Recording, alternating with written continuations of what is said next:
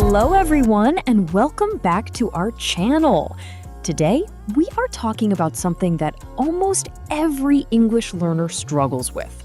Yes, and the funny thing is, many people know thousands of English words, they understand grammar rules, and they can even write pretty well. But when they speak, something feels different. Exactly, their English is correct, but it does not sound natural. Maybe you have experienced this too. You say a sentence and people understand you, but a native speaker would say it in a different way. And today, we are going to fix that problem. In this podcast, we will discuss the 10 biggest mistakes that make your English sound unnatural. We will show you common examples, natural alternatives, and simple tricks that you can start using today. So if you want your English to sound smoother, more confident, and more like everyday conversation, stay with us until the end, because mistake number 10 is something many advanced learners still make. Our first mistake is one of the most common mistakes among English learners. And that mistake is thinking in your own language and translating word by word into English. Now, translation can be useful when you are learning, but direct translation often creates unnatural sentences. For example, imagine someone says, "I have a big confusion." We understand what they mean. But a native speaker would probably say, "I am confused," or "I am really confused about this." Another example, "I am having a headache." This sentence is not always wrong, but in everyday English, people usually say, "I have a headache." The problem is that many learners create sentences that are logical in their own language, but not common in English. English is not only about grammar, it is also about patterns. Native speakers do not build every sentence from zero. They use groups of words that naturally go together. For example, make a decision, not do a decision. Take a shower, Not make a shower. pay attention, not give attention. These small combinations make a huge difference. A good way to improve is to stop learning single words only. Instead of learning decision, learn I need to make a decision. Instead of learning advice, learn, can you give me some advice? Because real English happens in phrases. The second mistake is using English that sounds like a textbook. Yes, sometimes learners think difficult words make their English better.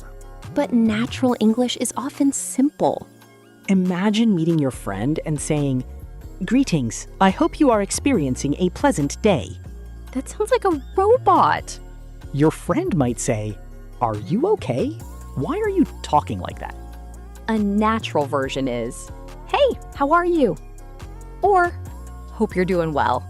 Simple does not mean bad. Actually, many native speakers prefer clear and simple communication. Here are some examples. Instead of, "I would like to obtain information," say, "I want to get some information." Instead of, "I apologize for the inconvenience." In casual situations, "Sorry about that." Instead of, "I am extremely exhausted," say, "I'm really tired." Of course, formal words have their place. In business, school, and official situations, they can be useful. But daily conversations need natural rhythm. Now let's talk about pronunciation. Many learners pronounce every word with the same strength. But English does not work like that. Native speakers naturally stress important words and reduce less important ones. For example, "I want to go to the store." Many learners say every word strongly. But natural speech sounds more like, "I want to go to the store." Not because people are being lazy. It is because spoken English has rhythm. Another example. What are you doing? In natural conversation, it often becomes, "What are you doing?" When you connect sounds, your English becomes smoother. A great practice method is shadowing. Listen to a native speaker. Pause. Repeat exactly. Copy the rhythm. Not only the words. Copy the music of the sentence. The fourth mistake is a small word that learners use all the time. The word is very. Very good, very nice, very big, very interesting. There is nothing wrong with very. But using it in every sentence can make your English sound basic. Native speakers often choose stronger words. Instead of very tired, say exhausted. Instead of very happy, say excited. Instead of very angry, say furious. Instead of very small, say tiny. Learning these stronger words gives your English more personality. Mistake number 5 is avoiding contractions. Many learners say, I am going to the market. I cannot come today. I do not know. These sentences are correct. But in normal conversations, people often say, I'm going to the market. I can't come today. I don't know. Contractions make your speech sound more natural, Without them, your English can sound too formal. like you are reading from a book. Try adding contractions when speaking. You will immediately sound more relaxed. Now let's talk about questions. Many learners ask questions that are grammatically correct but not common. For example, what is your good name? This is common in some places, but native speakers usually say, "What's your name?" Another example, what you are doing. The correct structure is, "What are you doing?" But there is another level. Natural speakers often make questions softer. Instead of, give me your pen, say, can I borrow your pen? Instead of, explain this, say, "Could you explain this?" Polite questions sound much more natural. Mistake number 7 is about fillers. Fillers are words we use while thinking. Like, well, actually, you know. Native speakers use them all the time. But learners sometimes put them in strange places.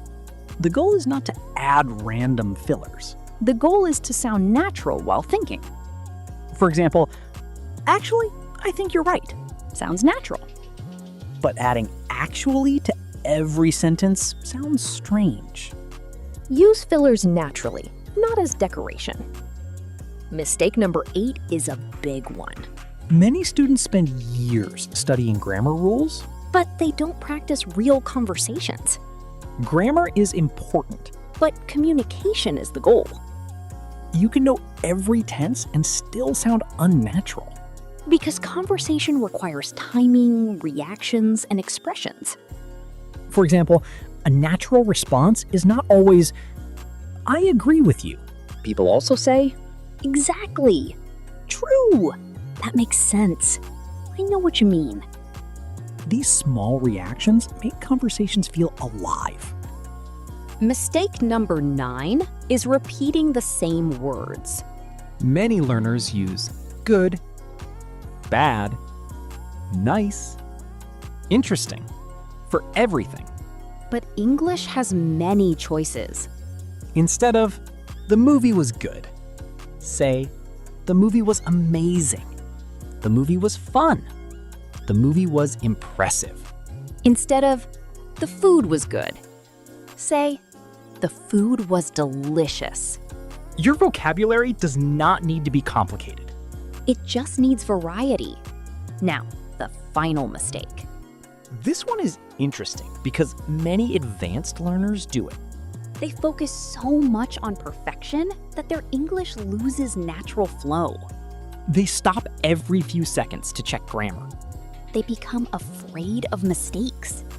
But conversation is not an exam. Communication is about sharing ideas. Native speakers make mistakes too. The goal is not perfect English. The goal is comfortable English. Speak, practice, listen, improve. Small changes create big results.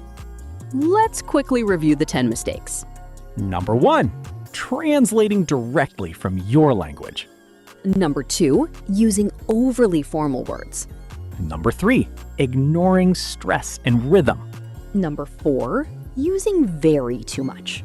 Number 5, avoiding contractions. Number 6, asking unnatural questions. Number 7, using fillers incorrectly. Number 8, studying grammar without conversation. Number 9, repeating the same words. Number 10, trying to be perfect instead of natural. If you fix these mistakes, your English will sound smoother and more confident. And that brings us to the end of today's podcast. We hope this episode helped you understand why your English may sound unnatural and how you can improve. Remember, becoming fluent is not about speaking complicated English. It is about speaking clear, natural, and comfortable English. If you enjoyed this podcast, don't forget to subscribe to our channel. Yes, hit the subscribe button so you never miss our new English learning episodes. Also, give this video a like because your support helps us create more useful content. And share this episode with your friends who are learning English.